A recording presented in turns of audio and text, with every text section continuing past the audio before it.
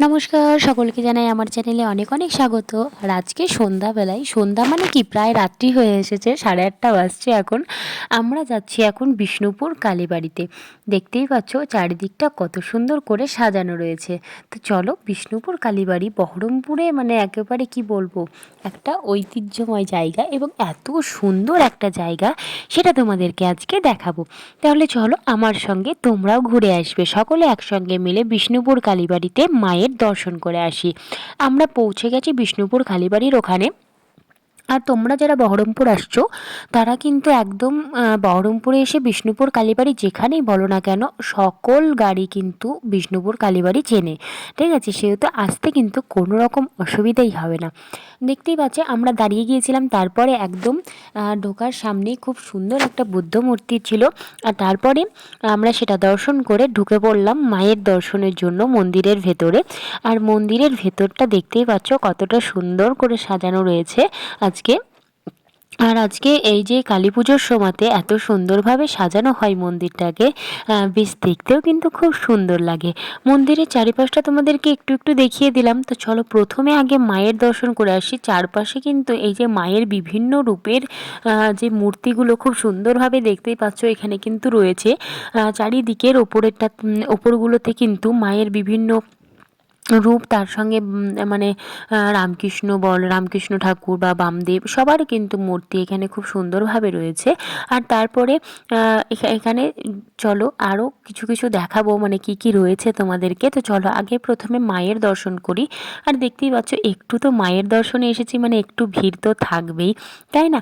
তো চলো আমি তোমাদেরকে মায়ের দর্শন করাই, নিজেও মায়ের দর্শন করি আর তার সঙ্গে তোমাদেরকেও মায়ের দর্শন করাই। আর তোমরাও কিন্তু মায়ের দর্শন করো।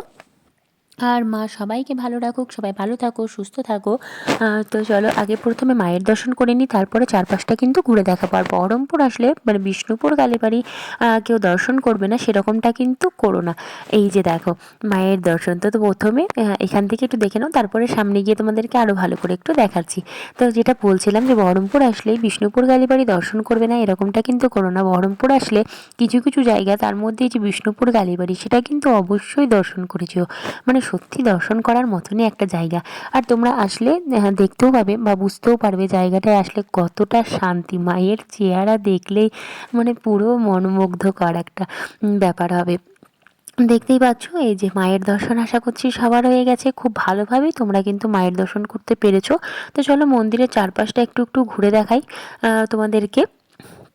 এদিকেও কিন্তু আর একটা গেট রয়েছে। যখন মানে পৌষ মাসের সময় যে মেলা হয় বা মানে যে সময়তে আর কি খুব ভিড় হয়ে যায় না, এই সব গেটগুলো দিয়েও কিন্তু খুব সুন্দরভাবে তখন দর্শন করা যায়।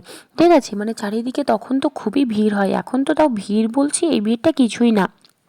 এক এক সময় এমন ভিড় হয় বাপরে, মানে দাঁড়ানোর জায়গা পর্যন্ত থাকে না, এমন অবস্থা হয়ে যায়।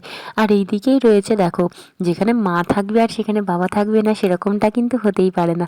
তো এখানে খুব সুন্দর একটা বাবার মূর্তি, শিবলিঙ্গ তোমরা দেখতে পেয়ে গেলে। আর মন্দিরে কিন্তু খুব সুন্দর লাইটিংটা কিন্তু কেমন লাগছে তোমাদের সেটাও কিন্তু অবশ্যই জানাবে। আজকে সন্ধেটা কিন্তু পুরো বহরমপুরে কালী ঠাকুর দেখতে দেখতেই কেটে গেল। আর তারপরে লাস্টে ভাবলাম এখানে এসে মায়ের কাছে একটু দর্শন করে এখানটায় একটু বসে তারপরে বাড়ি যাব। তো তারপরে মায়ের দর্শন করে আসার পরে বাইরেটা একটু ঘুরছিলাম, সেখানেও করে কিন্তু বাবার একটা খুব সুন্দর মূর্তি দেখতেই পাচ্ছ, কি সুন্দর মহাদেবের মূর্তি তৈরি করা হয়েছে। বেশ কিছুদিন হয়ে গেল যদিও, কিন্তু খুব সুন্দর এবং চারপাশটা এত সুন্দরভাবে দেখতেই পাচ্ছ, ডেকোরেশনটা কিন্তু অসাধারণ, তাই না? এবং লাইটিংয়ের জন্য কিন্তু আরও সুন্দর লাগছে। তো তোমাদেরও কেমন লাগলো ঘুরতে এবং মায়ের দর্শন তোমরা কেমন করলে সেটাও কিন্তু অবশ্যই জানিও। আর তারপরে দেখতেই পাচ্ছ এদিকে খুব সুন্দরভাবে বজরংবলীর দর্শন। হ্যাঁ, তোমরা সবাই বজরংবলী দর্শন করে নাও এবং তার সঙ্গে সবাই বজরংবলীর সঙ্গে দর্শন করার সঙ্গে সঙ্গে জয় শ্রীরাম বলতে কিন্তু ভুলবে না। এই যে জয় শ্রীরাম সকলকে। তো বজরংবলী দর্শন করা হয়ে গেল। তো চলো এবার এদিকটাতে কিন্তু মানে ওই জায়গাটাতে আর কি, হ্যাঁ, খুব সুন্দরভাবে দেখতে পাচ্ছ একটু চারপাশে মানে ছোট্ট একটা পার্কের মতন আর কি, বুঝলে তো? মানে ছোট্ট বাচ্চারা আসবে বা সবাই, মানে শুধু বাচ্চারা কেন, বড়রা আসলেও একটু বেশ খুব সুন্দর প্রকৃতির মাঝে বেশ ভালো লাগবে। এখানে বাইরেরাতে দেখো এখানে পাখি খুব সুন্দর সুন্দরভাবে রয়েছে, তারপরে মাছ এই যে রয়েছে, বেশ চারিদিকটা খুব সুন্দর, মানে একটা কি বলবো পরিবেশ। আর এই যে দেখো এখানেও করেও কিন্তু আগে কিন্তু আমরা যখন এইখানে এসেছিলাম এখানে করে পিকনিক হতো, মানে এই জায়গাগুলো কিন্তু সব এমনি নর্মাল যে গাছগুলো দেখছো সেরকমই ছিল। এখন মানে তারপরে কিন্তু এগুলোতে খুব সুন্দরভাবে দেখছো বিভিন্ন জন্তু বা বিভিন্ন পশু, মানে সব কিছুর আর কি, ঠিক আছে, পশু পাখি সব কিছুর খুব সুন্দরভাবে কিন্তু মূর্তি করা রয়েছে। এই যে, তো তোমাদের ঘুরতে কেমন লাগলো আমার সঙ্গে সেটা কিন্তু অবশ্যই জানিও। আর মায়ের দর্শন তোমরা কেমন করলে সেটাও কিন্তু কমেন্টে অবশ্যই জানাবে। ভিডিওটি ভালো লাগলে লাইক করো এবং অবশ্যই কমেন্টে জানিও তোমাদের কেমন লেগেছে। ভিডিওটি তোমার বন্ধু বান্ধব আত্মীয়দের সঙ্গে অবশ্যই শেয়ার করো এবং অবশ্যই বহরমপুর আসলে এই জায়গাটা কিন্তু অবশ্যই ঘুরে যেও। বহরমপুর বিষ্ণুপুর কালীবাড়ি, এই কথাটা বহরমপুরে যেখানেই মানে তুমি বলবে সেখানেই কিন্তু এই মায়ের জায়গা তোমাকে পৌঁছে দেবে। তো ভিডিওটি ভালো লাগলে লাইক করো, কমেন্ট করো এবং শেয়ার করো এবং অবশ্যই সাবস্ক্রাইব করো। আজকের মতন আসছি, দেখা হচ্ছে পরে ভিডিওতে। Thanks for watching.